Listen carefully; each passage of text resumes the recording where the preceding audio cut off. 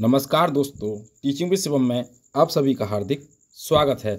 UP police री exam 2024 Hindi top 30 question है भाई, यहीं से आएगा पेपर में। आइए देखते हैं क्या क्वेश्चन है, क्वेश्चनों का लेवल।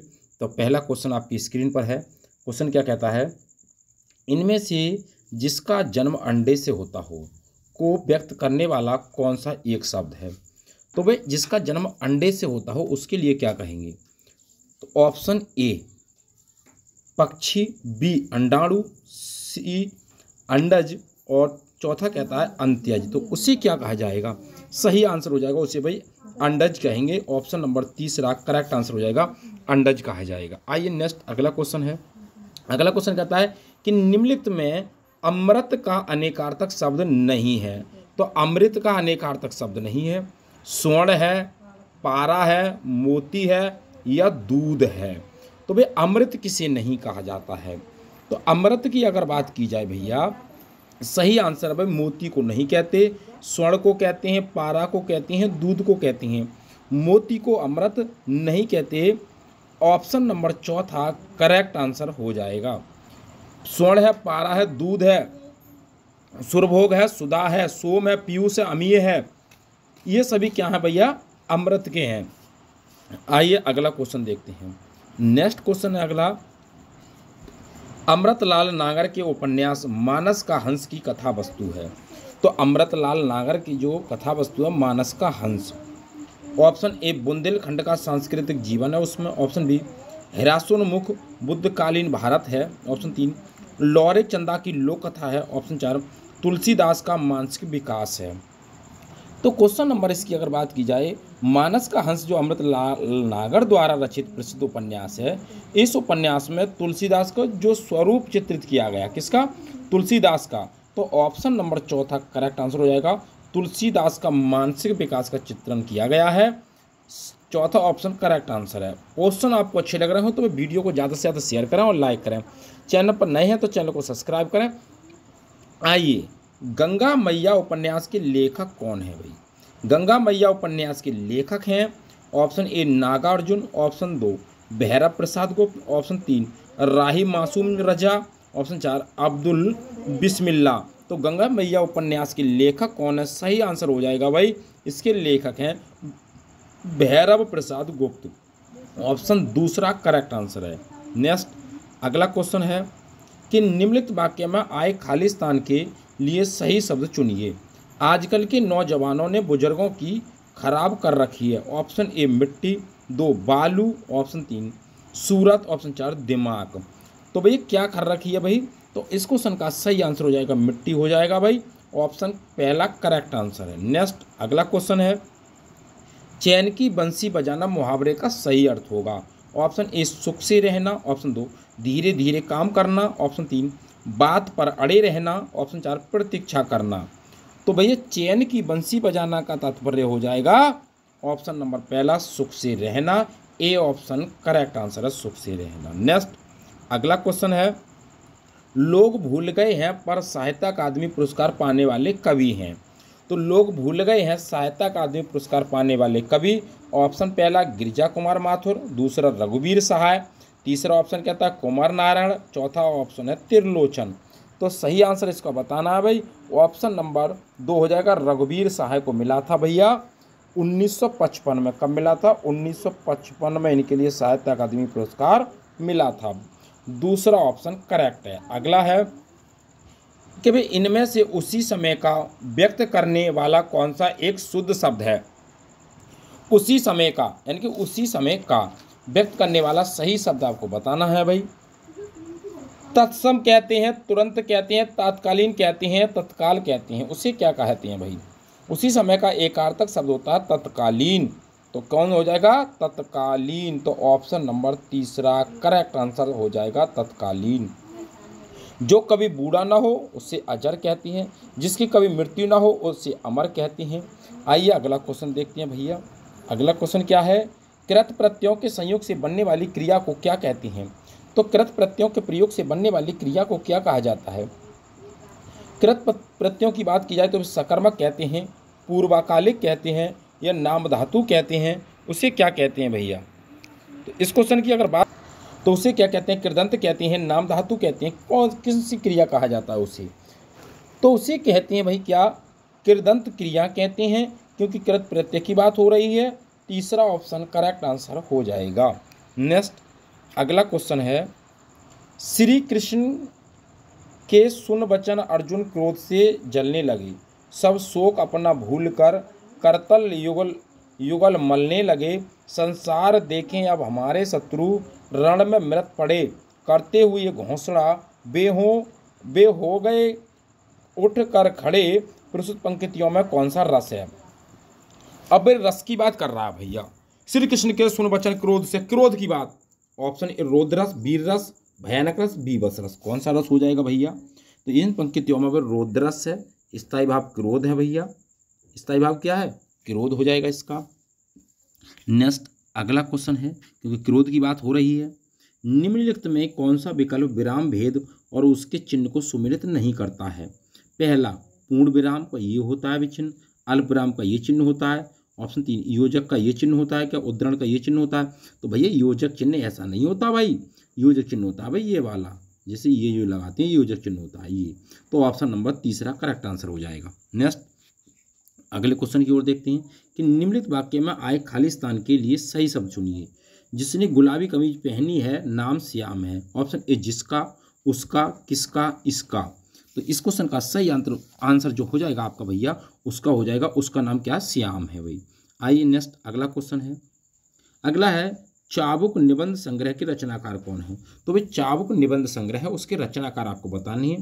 पहला प्रेमचंद है, जयशंकर प्रसाद हैं, सूर्यकांत त्रिपाठी निराला हैं, या महादेवी वर्मा हैं। तो कौन हो जाएंगे, सही आंसर इसका हो जाएगा भाई कौन सी, ऑप्शन नंबर 3 सूर्यकांत त्रिपाठी निराला ने चाबुक निबंध संग्रह की रचना की है।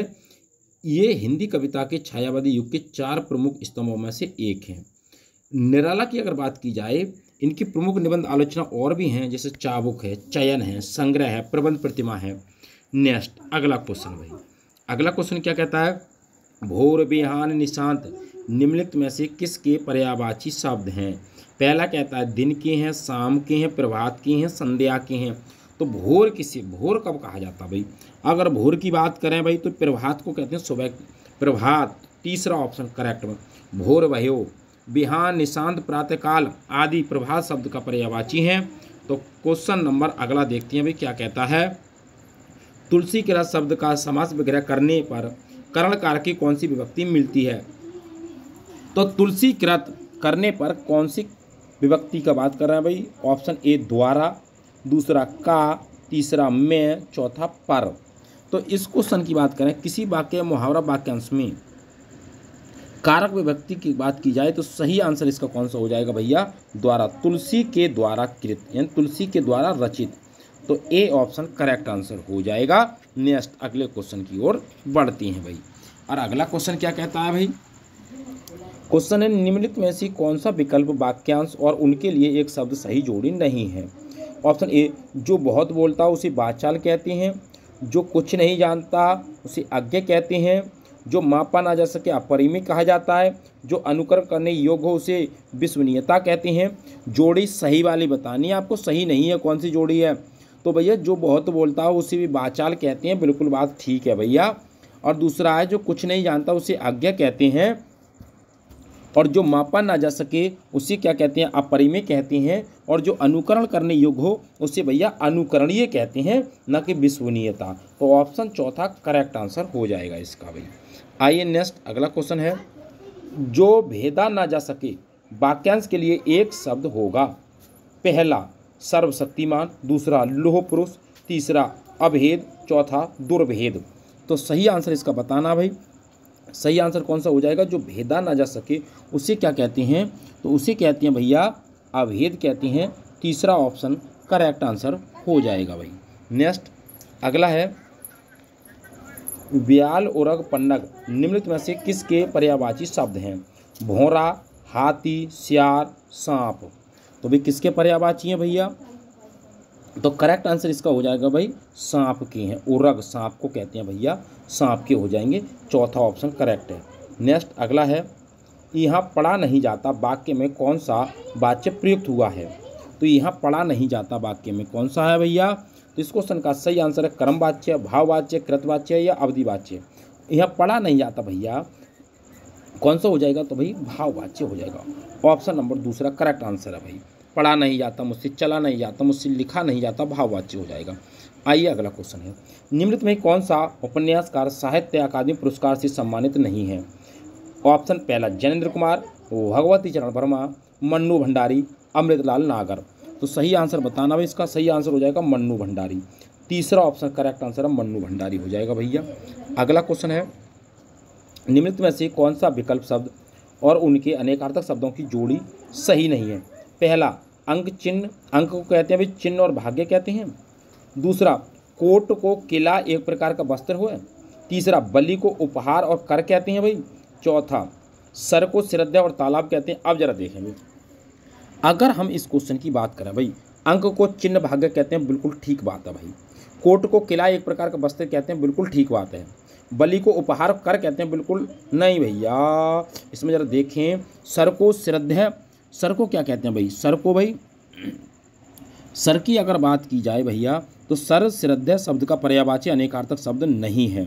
तो ऑप्शन नंबर चौथा सही आंसर हो जाएगा। सर का भाई नहीं है भाई। सर माने तालाब होता है, श्रद्धा नहीं होता, तालाब होता है। सरोवर कहते हैं, जलाशय कहते हैं, पुष्कर कहते हैं, पोखरा कहते हैं, सरसरी कहते हैं, तड़ाक कहते हैं भैया, ये नहीं होता भाई।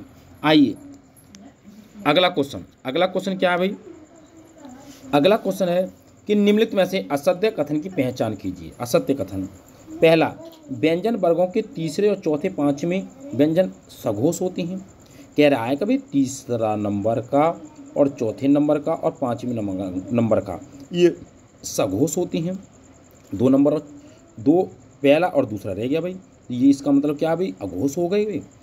दूसरा व्यंजन वर्गों के पहले और दूसरे व्यंजन अघोष होते हैं, ये कह रहा पहला और दूसरा भाई अघोष होती हैं। तीसरा समस्त स्वर सघोष ध्वनियाँ हैं। चौथा सभी विसर्ग सघोष हैं। कह रहा भाई पहचान कीजिए, असत्य बताना भाई इसमें भी। अब असत्य क्या होता है भाई? असत्य हो जाएगा भाई सभी वर्ग सघोष नहीं होते भाई। ऑप्शन चौथा करेक्ट आंसर हो जाएगा।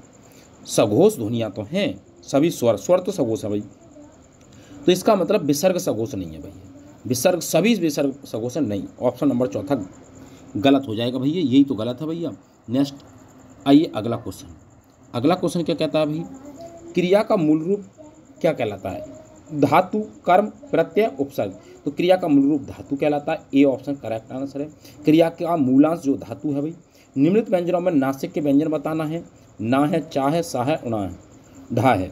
तो नासिक के व्यंजन की अगर बात की जाए तो भैया कौन सा हो जाएगा? ना हो जाएगा भाई नासिक के, पहला ऑप्शन करेक्ट आंसर हो जाएगा भाई। नेक्स्ट अगला क्वेश्चन है, राजेश जोशी को साहित्य अकादमी पुरस्कार किस रचना पर प्राप्त हुआ था?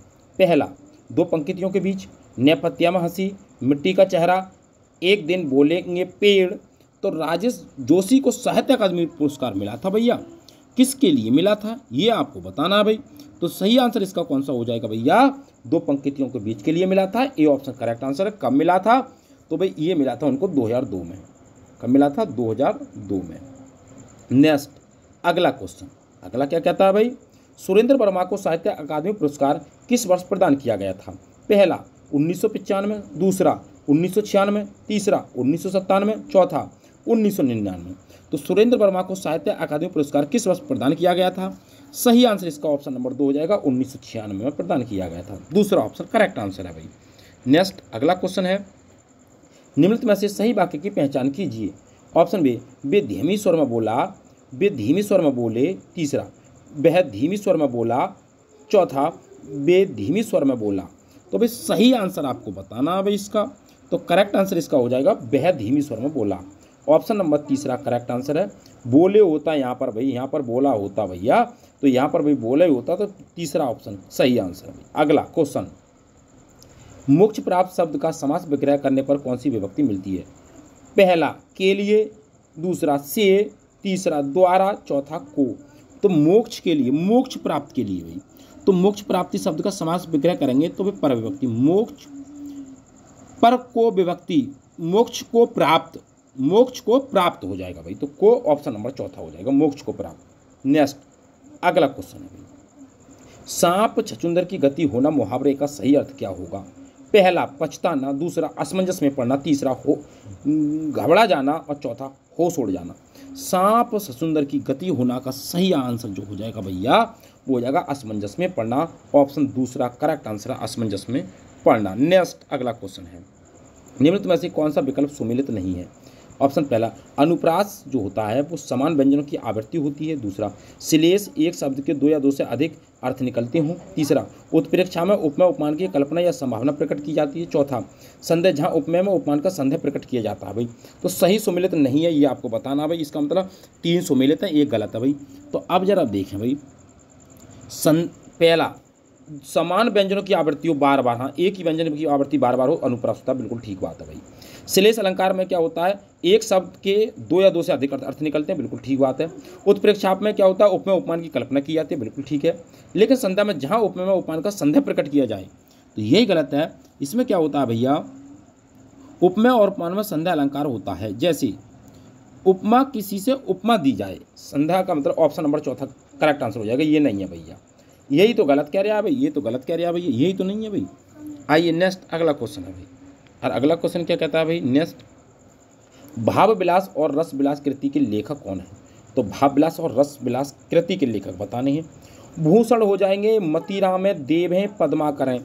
तो कौन हो जाएंगे भैया, तो ये हो जाएंगे कौन भाई, और देव हो जाएंगे भाई। ऑप्शन चौथा करेक्ट आंसर है, देव हो जाएंगे भाई। कौन हो जाएंगे, देव हो जाएंगे।